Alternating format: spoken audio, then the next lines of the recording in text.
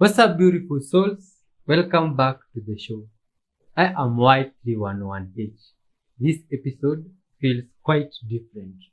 Some of these videos are strange. They might stir up something deep. We live in a world full of noise, edits, and distractions. In some moments, truth goes through the crack, and when it does, it hits different. Before we dive in and get a glimpse of what we have today, let's set our hearts right with words of wisdom from the Guide of Life, this book here, specifically from the book of Psalms, Psalms chapter 86 and verse 11. Hear what it says. Teach me your ways, O Lord, and I will walk in your truth. Give me an undivided heart, that I may fear your name. I will praise you, O Lord my God, with all my heart. I will glorify your name forever. For great is your love towards me. You have delivered me from the depths of the grave. Very interesting words. Let's say a short quick prayer before we begin the show. Merciful Father, we come before you today together with your beautiful child, today's viewer. We give you thanks, Father, for life. Thank you for your breath in us. Through the name of your Son, Jesus Christ, Father, we pray that you may guide us through today's videos. Help us, Father, to view them in a different perspective. And these viewers that have joined us today, Father, transform their lives, dear Lord. Fill their hearts with love. Give them strength, Father, and lead them in your paths. Forgive them all their sins, Father, and be great to them, Father. In your holy name, Jesus Christ, we do pray, trusting and believing. Amen. Let's dive into what we have today, beautiful children of God. I really need to mow my lawn. But my neighbor's on vacation, so we're gonna go steal his lawnmower. There we go. Borrowed the neighbor's lawnmower. It's hard at work. Best part about my neighbor's lawnmower is it's organically powered. Doesn't take gas or fossil fuels or electricity. Self-powered. They call it the climbing maniac, and once you plant it by your front door, your home will become the most admired on the entire block. It's a climbing rose that blooms even more beautifully than a traditional rose, with a fragrance that outshines your favorite perfume. When it starts blooming, it creates a stunning floral wall, nature's perfect decoration. What makes it even better? This rose is tough, it's not afraid of snow, and it thrives under the sun. The hotter the So there's canal systems and tunnels all underneath these buildings. This right here leads down underneath. Right, you look down there, that's an old tunnel canal system. Right on this sign. This is a whole canal system that runs underneath this building. Right, it was funded, got financial backing from Stephen Van Rensselaer. He was the 33-degree Grandmaster of New York State. You can see right here, it has the old Templar fort right on the waterfront. And this whole city had water running through it. All these structures were powered by water turbines. The whole building was ran off of water turbines. My great-great-grandfather retired from General Electric, the turbine division. Right? He was the Grand Master of Albany. I have his mill kit with the tools that he used to work on these turbines. His name is stamped in historical documents in New York State. Dowd, the New York State Republican representative at the time, fully suited when he turned his command over. Okay, I'm his great-great-grandson. This is all powered by the water right here. This is going to be a Templar structure right on the water. Okay, my grandfather was a Knight Mason. He worked on these turbines. Right here, you could see that it won an award for some kind of, what's it say right here? Heritage Award of Excellence. There would be turbines underneath these buildings. When the water came through, they took them out. That's why it's not on here. I can show you the picture from the Library of Congress. The water would come in the buildings and spin the turbines with perpetual motion. They told you it was a myth. We had free energy through these power canal systems, right? Power canal. This is what powered these buildings. And it would spin. Each floor of the building would have a spindle with a reel, a belt system. The whole entire mill, this was all water right here, running off of perpetual motion. So just look how far this dips off right here, okay? These are lofts where people stay underneath. The basement's underneath that with 800 horsepower turbine water engines, perpetual motion that they said was a myth. Just look at the top of this. This is right on the Erie Canal. This is a Templar fort that got converted into a mill. This is the biggest mill in the world when it was built. Again, walking down, these both got bricked in. They added this concrete platform. Those are all concrete pillars. They casted and poured just like on 787, all your highways. Right? Look at the cob job. I told you my family poured every single pillar in 787, Albany, New York for local 190. So this is what I mean when I say the arches used to be wide open and you'd be able to walk right through it. You drive your cars through this right here. They turn that into a loading dock. Those are the windows they blacktopped up to, right? These windows go down and it's all dug out. And this one got converted into a door, right? These are 3 Masonic arches that used to be wide open. Water used to flow into this building and it was all powered off of turbines. Right, so you come down here, it all gets regraded again. Those are loft windows down there, right? So this is all part of the canal system that they took out all the turbines. This is all locked right here and it all goes in there, the water. Right, so look at the grade of the canal. If it just keeps going, it would go right underneath all them buildings with them turbines underneath them. Right, the whole thing goes down. There's access points in here, but it looks like they got filled in with block. So this is part of the old canal system. Water would flow in there and there's a chamber underneath where it goes in. I'll go up there and show you. All right, so you come in here. It's part of the canal system. The water would go in there. All right, this is the backside with the canal in it. I can show you pictures of the canal systems underneath the buildings in Rome. Yeah, there was a canal system underneath that. There's another structure out in Paris. Underneath it, there's 3 arches with tractor trailers hauling out dirt and stuff. Because underneath the building was those same 3 Masonic arches I showed you that all allowed water underneath the building. So this is the monument down the street underneath the light post. It's a mini castle. Right, so you can see on Cohoes, these are all castles and forts right on the riverfront that got converted into mills. There's your castle right there behind Lance that they mock you with. See how it says Cohoes Canal Square Park? It's a Masonic square. This is one of their points right here, right across the street. You got another bank. Those ones right there, see how it looks like it says 85 from all the way back there? Because they added ones on each side that do not match. That says quartz sandstone. It does not weather. This is all weather resistant stone. You can't even see the ones from all the way back here. Right, so you got one temple right here. You got your second temple right here. This arch right here used to be wide open. This is an ancient temple. They sanded the seal off the crest right there. Right, you got 1 grate, 2 grate. This one's busted wide open. All in here, it's nothing but brick. That's another window that goes down there. All right. And that's your next Templar structure right there that got turned into a church. Right on the corner is another bank. And that's another Templar structure right there.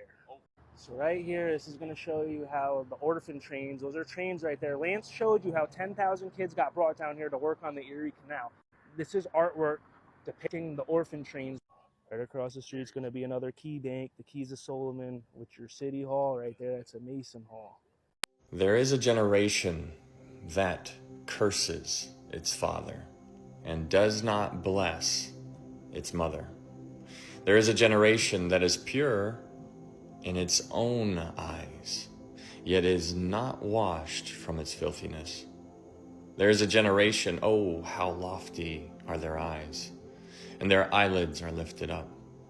There is a generation whose teeth are like swords, and whose fangs are like knives, to devour the poor from off the earth, and the needy from among men. But know this, that in the last days perilous times will come, for men will be lovers of themselves, lovers of money, boasters, proud, blasphemers, disobedient to parents, unthankful, unholy, unloving, unforgiving, slanderers, without self-control, brutal, despisers of good, traitors, headstrong, haughty, lovers of pleasure rather than lovers of God, having a form of godliness, but denying its power. And from such people turn away, For of this sort are those who creep into households and make captives of gullible women, loaded down with sins, led away by various lusts, always learning, but never able to come to the knowledge of truth. This is how I would summarize America's condition right now. It's just how I see it. We're living in a time where Christianity is very, very lukewarm. Now, there's so many people who have the form of godliness, but they deny its power. There's so many people who are disobedient to parents. There are so many people who are prideful. There are so many people who have lovers of pleasure rather than lovers of God. And that's taking the world by storm right now. And this is heartbreaking. And also at the same time, you have people who go to church and they treat it as if it's a fashion show rather than actually walking in humbly and being like, how can I serve? What can I do? And so they're going to church looking for what they can receive rather than diving into the Word of God for themselves. And so, I'm not throwing any shade on people. I just am excited that people go to church. But what I want you to understand is that it's not just 1 hour once a week and saying, I'm good, I'm done. No. It is every single minute of your life. You need to be living it. And so since our age, our time right now has become 1 hour, one time, once a week, what that is producing is parents who are training their children to just think the same way. And so that's why there is going to be a generation that curses its father, because they're not brought up right within the home.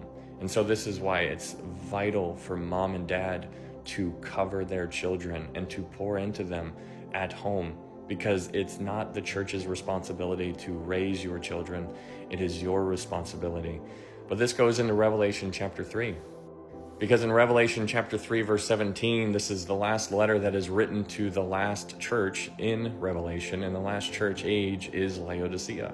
And Laodicea is a lukewarm church, and Jesus writes them a letter, and he says, listen up, guys. He says, you guys say that you are rich and you have become wealthy. And then Jesus says, you also think that you have need of nothing. That summarizes where we're at right now. That is America. We have need of nothing. We don't need God right now. Are you kidding me? I got a TV. I have a phone. I can go outside and play sports. I'm just living my best life right now. He's like, you have need of nothing. And then Jesus continues and he says, but you do not know that you are wretched, miserable, poor, blind, and naked. I need you to really understand these three words right here. It says, or do not know. Do not know. They do not know. Why that is terrifying is because they think that they know. But Jesus corrects him. He's like, you do not know. It's wild to me. There's a lot of people who are living under this blanket, this security blanket, thinking that we're okay because we label ourselves as a Christian nation. And so they basically refer to themselves as a Christian. And that's just how we've been born. This is the system we've been plunged into. But when you identify the reality, all of a sudden you start looking at everything a little bit differently. And so now when you look at this church age, the last church age, which says that they have need of nothing, and then Jesus is like, you do not know. You don't know this. This is what you think you are, but this is what you actually are. And he's like, you don't know. And so this is why it's terrifying, because there's a lot of people out there who label themselves as Christians. But if you read Matthew chapter 7 on the Sermon on the Mount, Jesus says, many will say to me in that day, Lord, Lord, did we not do this in your name? Did we not prophesy? Did we not cast out demons? Did we not do all these things in your name? And Jesus is going to say to them, I never knew you. And so this is terrifying, because those people who show up there and say those things, they also thought that they knew.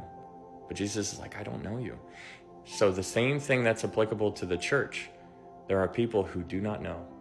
And so this is why I want to encourage you, if you go to church, I want you to treat that place as a mission field.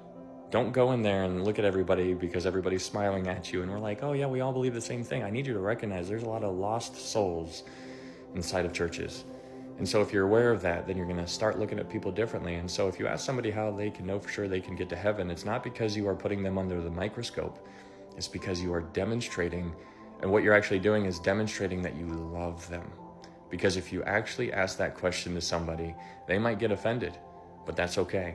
You need to try to win them, because many don't know. Many think they know. Maybe they have an idea, but I just need you to understand the severity of telling people about Jesus, because we are living in a time where the church is becoming ineffective. The church is not being salt. The church is not being light. And since you see that happening, if you see that happening, then I would argue what we read in 2 Timothy, how it says in the last days, and then it lists all of those things. I think we're there, guys. I think I went to the park the other day and I just saw all these kids, just like the parents screaming at them, telling them what to do, and the kids just running off, and I'm just like, what is going on? And this was the verse that came to mind. There is a generation that curses its father and that does not bless its mother. And that seems to be where we are trending at a very rapid rate. And so if you're a born again believer, good job, congratulations. But try to tell somebody else about Jesus, because it's the most important thing you could ever do. Yo, my friend, thanks for watching all this way. It's been a pleasure. Interesting children of God here, speaking their minds out about the different theories they have concerning the Creator, which is extremely great. We here, my friend, also believe in that supreme God to help us in spreading our message to the whole world. And you, my friend, can be of great help if you hit that like button, so that this video will reach another incredible soul like yourself. Now the video with the canals and the tunnels that were made and constructed in the past in English lands, below the ground, underground. Man, that's a mind-blowing perspective. Just to imagine people in the past could do all those things, and it's alleged that they were more primitive than us. Let's continue watching, my friend. We'll get to see even more interesting stuff. Please leave your comments. Peace and love.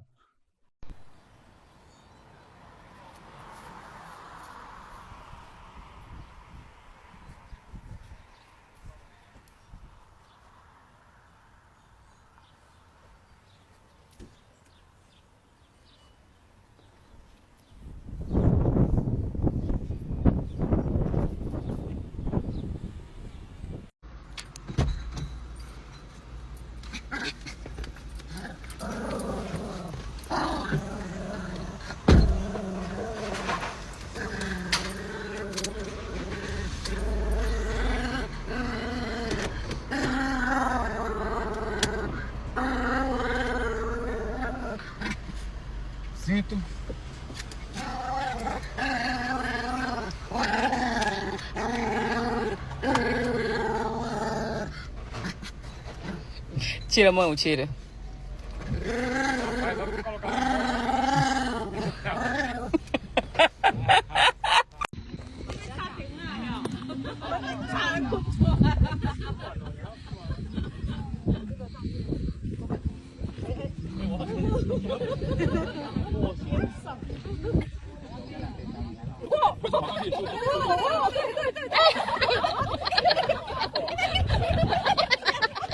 Do you know how strong carbon fiber is? Even a carbon fiber rope as thick as a finger can pull an entire airplane. We did a simple experiment. First, we used a hydraulic press to compress a piece of wood.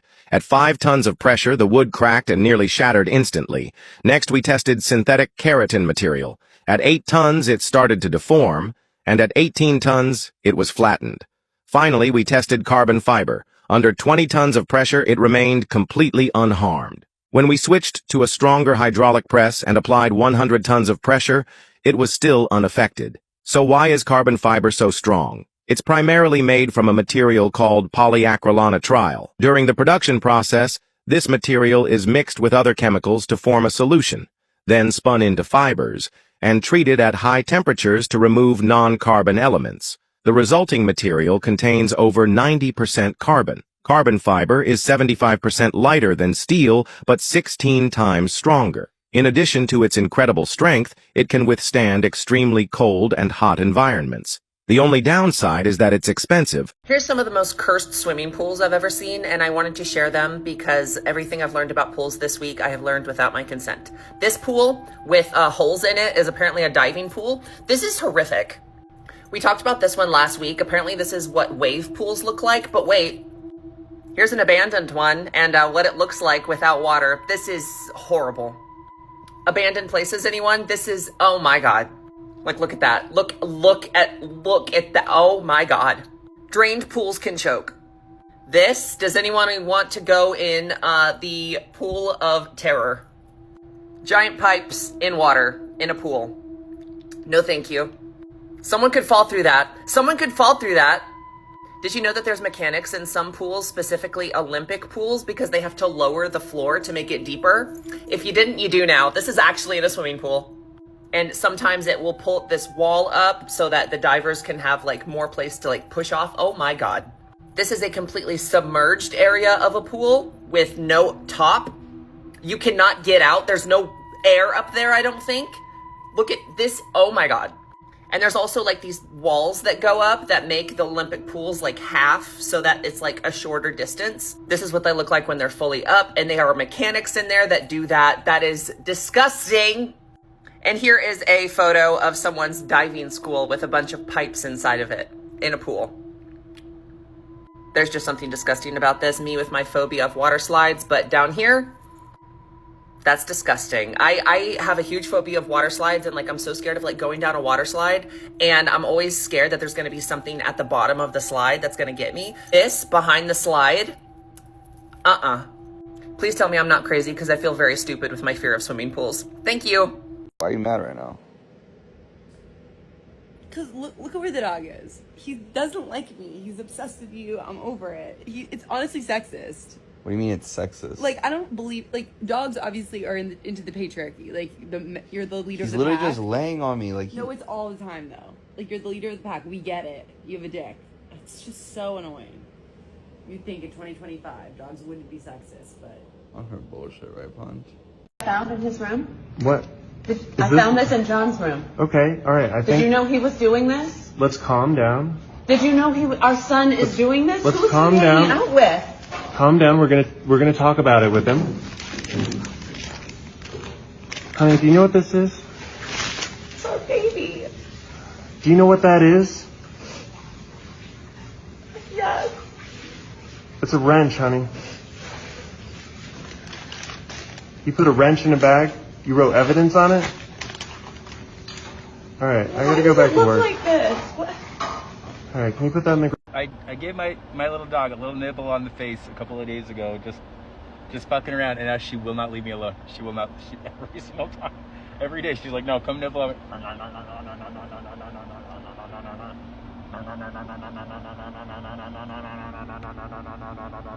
Like every day, she comes over, she holds me down. See how she's holding me down with these paws?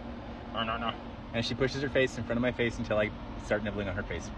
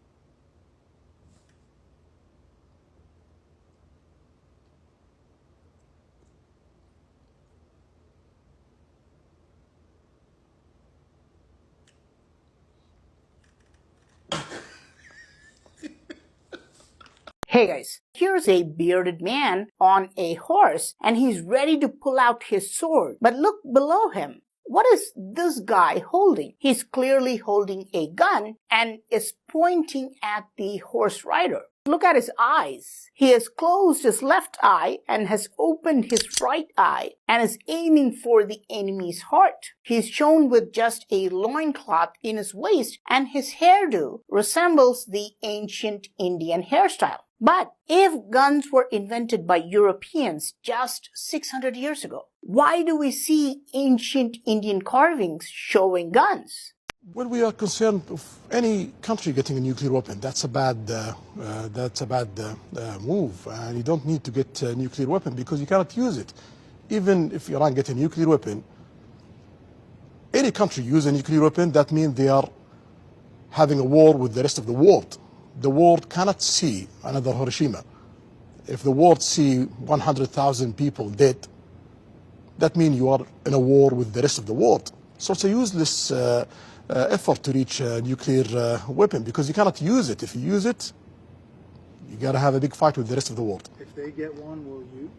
If they get one, we have to get one for security reasons, for balancing power in the Middle East, but we don't want to see that.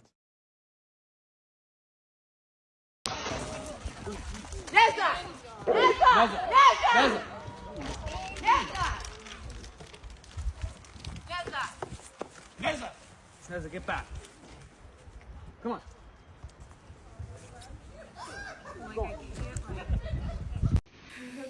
Okay.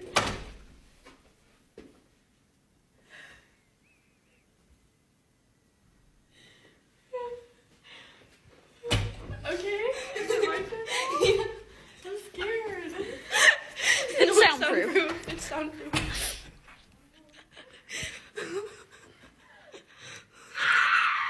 Did you know the U.S. Army just admitted that the Houthis almost took down an F-35? Yeah, and a couple F-16s. Apparently, the Houthis, using their spears and sticks and stones and missiles they have using low-tech technology, have resorted to infrared. So basically, the F-35 is still pretty safe at longer distances, but if the Houthis almost took down an F-35, enough that the F-35 had to take evasive action, as well as the F-16s, what do you think the Russians are able to do? Yeah, the F-35 is a pretty cool plane, but so is the Su-35. The problem with American bravado is they think their stuff is a billion times better than everybody else's because America's best at everything. So they poo-poo the Chinese and the Russians. But the F-35 also has a lot of flaws too. It's an extremely complicated plane to operate, and it has a lot of limitations despite its strengths. So,